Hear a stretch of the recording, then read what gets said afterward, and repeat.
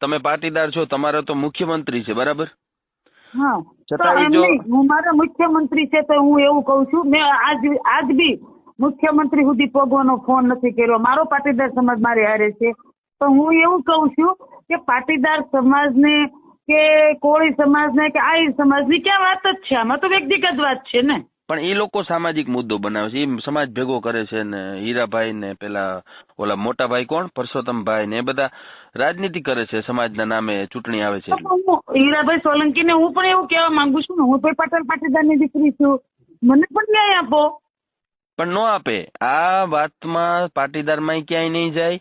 અને હમણાં ક્યાંક કોળીનું મર્ડર થઈ ગયું, ત્યાં મારવાવાળા અને મરનાર બંને કોળી હતા, ત્યાં પણ નથી ગયા, કેમ કે અહીંયા રાજનીતિનો રોટલો નથી છેકાતો. અહીંયા રાજનીતિમાં વાડા કરવા માટે. તો એ વાત તો ખોટી જ છે. હું તો એવું જ કઉ છું, હું બી પટેલ પાટીદારની દીકરી છું, તો હું એવું કઉ છું તમને કે આ વિડીયોમાં આપણે વાયરલ કરો વિડીયો. હું તો એવું કઉ છું કે આ પેલા તો એક ઈ છે કે પેલા તો એ સરપંચ તો છે નહીં બગદાણાના, નથી. એ સરપંચ નથી, ત્યાંથી જ તમે ચાલુ કરો ને. જે ગુનો કરે છે એને તમે પેલા કેમ આપણે એને કહેવાથી, એના સમાજના કહેવાથી, હીરાભાઈના કહેવાથી પેલા પોલીસ અધિકારીઓને આવું તેવું બોલે છે, આનું આવું તેવું બોલે છે, તો હું કોને બોલે છે? પેલા સરપંચ નથી, ત્યાંથી ચાલુ કરો. પેલા સરપંચ તો છે જ નહીં. પેલા સરપંચ નથી અને બીજા નંબરમાં એ આગેવાન નથી. એનું ક્યાંય કોઈ એનું નવનીતની ક્યાંય કઈ વેલ્યુ નથી.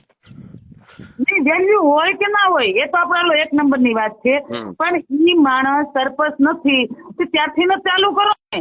એની પાસે એટલા બધા પ્રૂફ આપીએ છીએ આપણે, એવું કહીએ છીએ કે માટી કાઢી ગયા, એ મને ઓન વિડિયા બોલે છે કે હા હું બેન તમને બોલાવી લઈશ, આ તે. તો પોલીસ કેમ ત્યાંથી ચાલુ નથી કરતા?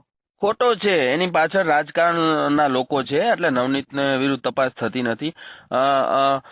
નકર એટલું મોટું કોઈ દીકરી ઉપર અત્યાચાર કર્યો હોય તો બહુ ખોટું વસ્તુ બને છે. ખરેખર ન્યાય અપાવવો જોઈએ. આની પાછળ ગંદી રાજનીતિ ચાલે છે બેન.